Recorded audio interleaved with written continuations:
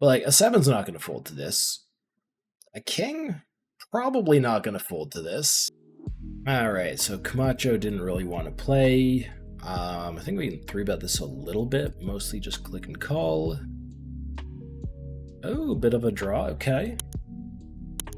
Yeah, what's up, Akram? I mean, I have no idea how often we want to check raise this. I expect this is like, I don't know, kind of a medium frequency. This actually seems like a really cool one to check raise. And I'm gonna size between these. I'm gonna size like that. So the reason I said that why this is like a pretty cool one is that we are gonna turn a hell of a lot of big draws. 9s, 6s, 7s, 4s, jacks, 10s. Like we pick up so much stuff. I don't think we're always gonna bet this. But I think we are this time, and I don't really know what size I want to take here. Like, I kind of want to just go about pot, and then, like, fold to a jam. This, I don't know, this seems a little bit aggressive, but I'm gonna go ahead and assume it's not torching money by any means. And now we kind of get this spot where, like, I have 2 clubs, and that's really bad. But, like, any of my gut shots have connected, and any of my, like, low straight draws have connected. So I think we're still going for this. Kinda hate it though. And get instantly snapped by the 9-8. Oh, that's no fun at all. Alright, so we're off to a rough start on the stream. Yeah, just go for the call. Queen on the river is fine. Okay. So, like, we just have a frequency call here. I'm trying to think whether I think that, like, 10 is necessarily all that bad as a blocker here. I don't think it is. I don't think my kicker really matters that much. Against this size, probably just going to go, like, half frequency call or something like that here is probably good. 45. Yeah. All right. Maybe a little bit of heads up here against ice is nice. I'm at this table, I have played 3 different players heads up for a hand or 2 in like the last few minutes. Just want something to stick. I think we probably go for like a mid-frequency raise with top pair top kicker here. 12. We're gonna go for a call. Not a huge fan of the turn. So he goes bet and then check. I think my hand falls very squarely in like the medium category where I'm not really going to be betting it on turn. So we're going to go for the check back. The 5 is a blank. And I mean, like, if he bets river, if he goes for an over bet, it's like really, really tough spot. But like versus any type of medium bet, I think it's just like snap call. Nah, he does go for the over bet. I still imagine this is probably like a mid-frequency thing. He should never be bluffing like an ace, so I think having the ace is just kind of okay. Got a 96 roll. Okay, we're clicking call, and apparently I'm tanking my heads up win rate. Aces are good. We're gonna pop over here. I'm check raising all in with jacks in a 4-bet pot on a 9-high board. All right. I mean, if we're just running into aces every hand, this is gonna be a horrible session. Yo, what's up, Philip? Yeah, we can pop over here. We got a queen 10 raise on the button. Jack high board against, I don't know, maybe a tight passive kind of guy. So we're just starting off with the bet. We're going to fire a hell of a lot of turns. We pick up some equity on this one. So yeah, just keep firing. Okay, so I think this is a hand that wants to keep firing. He called really quickly on the turn, which I'm assuming most of the time is not like a nut type hand, but is, I don't know, maybe it's like a jack a bunch. Like, I think if we're going to follow through with this, we just need to shove. I mean, the 10 blocker is okay here. We're just hoping to not get heroed by very likely the 1 pair hand he has. Alright, so we're in a 3-bet pot. We're at a position against Aozi. We have 2 jacks. He goes half pot, and we check raise this a little bit, but like mostly going for a check call should be fine. Okay, no club in hand, overcard on turn. It's a really, really rough turn. I'm not going to have too many queens here either. I'm going to have like exactly ace, queen of diamonds maybe. So I even check raise that once sometimes. So I have extremely little connection with this queen. He should be able to bet a lot for even like some sort of small size. Like he could go half pot again here. I don't know if he wants to necessarily go as low as 1/3, but he does go for 1/3. And something like pocket jacks here, like even though it's a very small bet, we're just like absolutely in the blender here.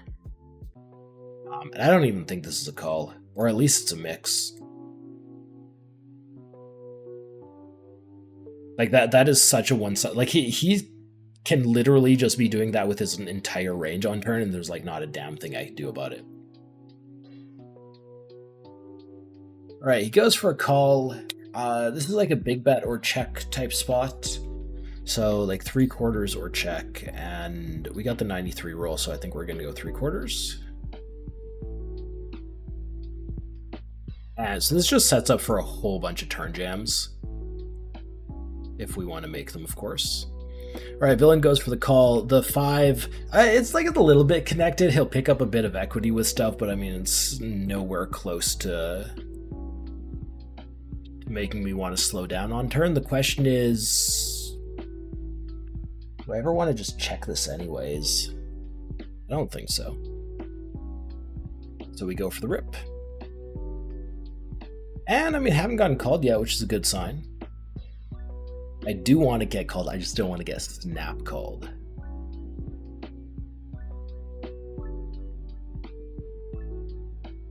I think I probably should have just c-bet this one into ice is nice.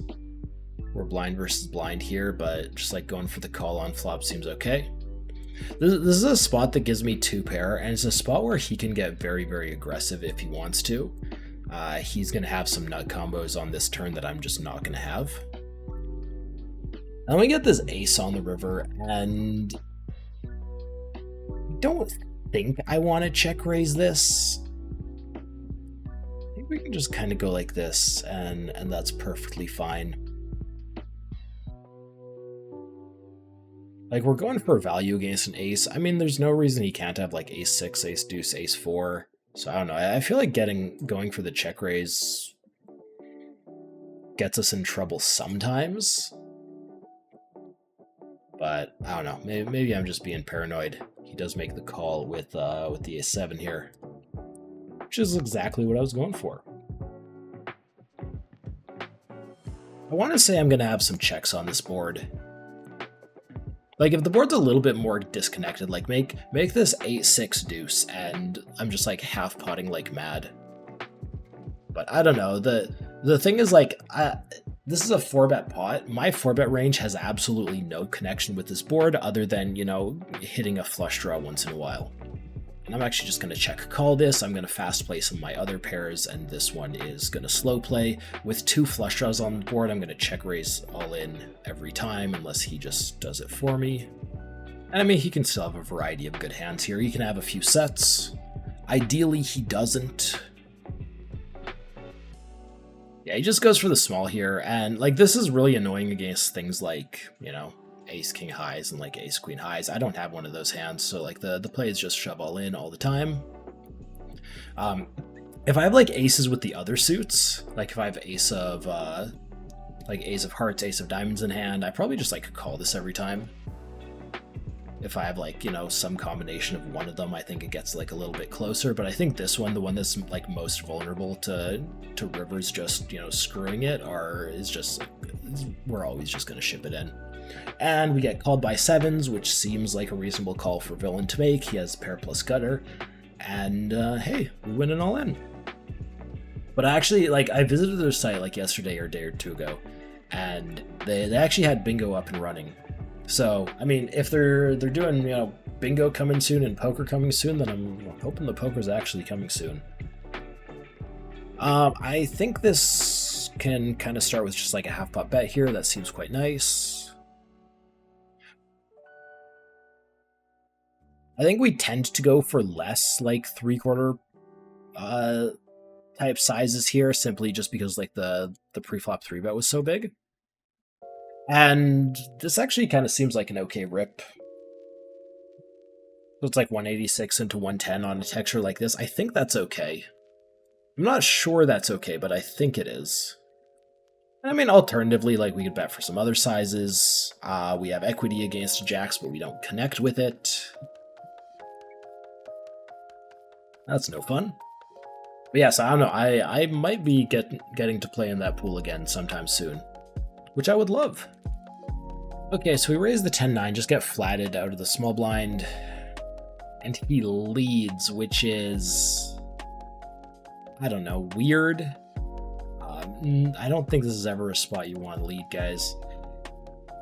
I think this hand just kind of has to be a call, but I hate it. Mostly because, like, I don't really know what he's leading. He goes half pot, like, it's not the biggest size. Hit the 10 on the turn. Oh. I mean, that's one way for that hand to run out. And I think we just kind of put in like a really big overbet on this river. Like, I don't know, 1.5 times pot, something like that. I mean, here's the thing.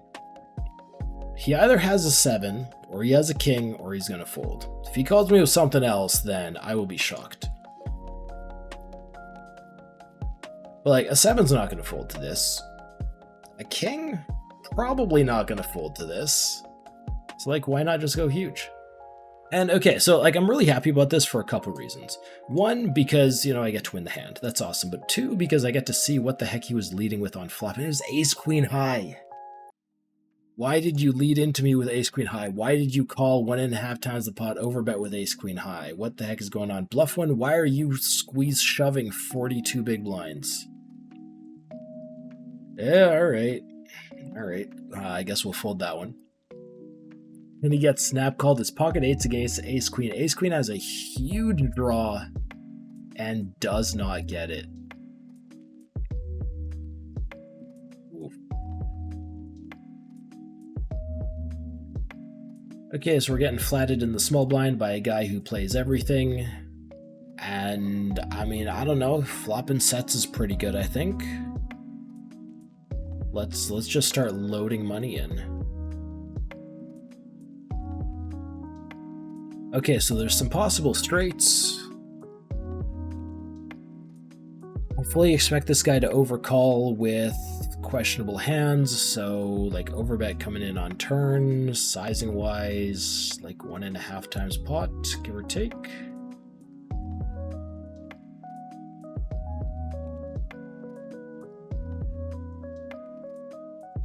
And then it's 1.5 times pot on the river, and if he has me beat, he has me beat.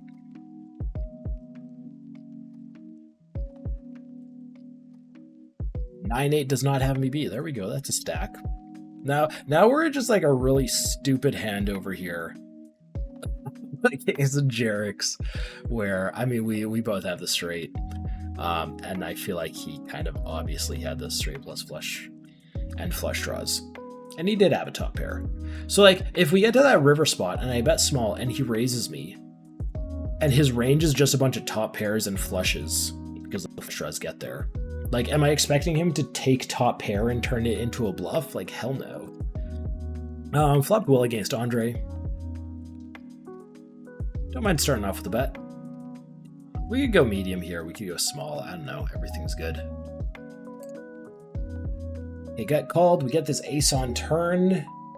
I think I actually like checking here. So we get this ace, and I mean, he's going to be floating with like a variety of like ace king, ace queen, ace x like club, like he's gonna have a few of these, and like a huge chunk of his check back range is just gonna be like king jack, queen jack, jack 10. So like when I block the jacks, I actually block his check back range, so I think it makes sense to go for a check. And then like I'm gonna go for another check. I think this is kind of the same thing applies on river. If he has a 9, you know, I'm not really getting value out of that anyways. If he has like pocket 7s, I think the best shot at getting value out of that is just him turning it into a bluff, and he's gonna value bet an ace like at least once here, so just like going for the check this seems nice, and just check raise all in, or if he goes all in, snap call him. And I mean, plus he also has just like king queens. He has queen tens, whatever he had. He tanked a bit, so he thought about going for it. And yet, okay, I mean tens. Frankly, if he's thinking about a bet with tens, then I actually really love my my check on river. I think tens is just supposed to be a check back there. So this is a raise. Andre goes for the 3-bet. Nines, I don't know, could be a borderline cold 4, I guess, but like it's not really that attractive. Even if you know you're looking for poker, like you open up the Twitch poker category, I mean, you see the most popular streamers at the top. I unfortunately am not one of the most popular streamers. And then, yeah, you just don't see anyone else. So Twitch has like absolutely no discoverability. So if you find me on Twitch, you were looking for me. Kings is too strong to jam here. We just go to 23. And the people who are specifically looking for my stream are usually regs. Or, you know, people who are trying to take poker seriously. Meanwhile, I mean, YouTube is literally the opposite. You post something on YouTube, it broadcasts you to the world. And then, so a lot of the views that I get on YouTube are for people who are just, you know, have played poker once or twice and, you know, maybe enjoyed it, but, you know, maybe they didn't even know online poker existed, or hey, what's this site? Is this real money? A lot of comments like that. All right, Andre, let's go. Let's go. He goes for the call. Jack 8-8's relatively tame. He has a few nutty hands on this board. He also, like, he should be flatting aces from these positions. But, like, for the most part, we're just pretty happy here and just toss out a quarter pot bet. So, yeah, you know, YouTube viewers, mostly Rex. Twitch viewers, mostly Regs. And, I mean, that's fine. You think about a lead, Andre? I don't think you get leads in this spot. Okay, so I'm going to shove some of my overpairs here, but I think kings with the heart, I think it's just going to go call. And like that does get us into some weird river spots on some nasty rivers, but like I think that's the play. That gets us into no weird spots. He shoves, I call. He checks, I shove. He mini bets, I shove. I don't know, not expecting that. Yeah, see, I get comments on YouTube like 20k on red. Right, so, I mean, Andre was going for the snap fold there, which means, I mean, that wasn't a pair. He did not have a pair, because there's no way he snap folds it. He might fold against me with a pair, but there's no way he snap folds.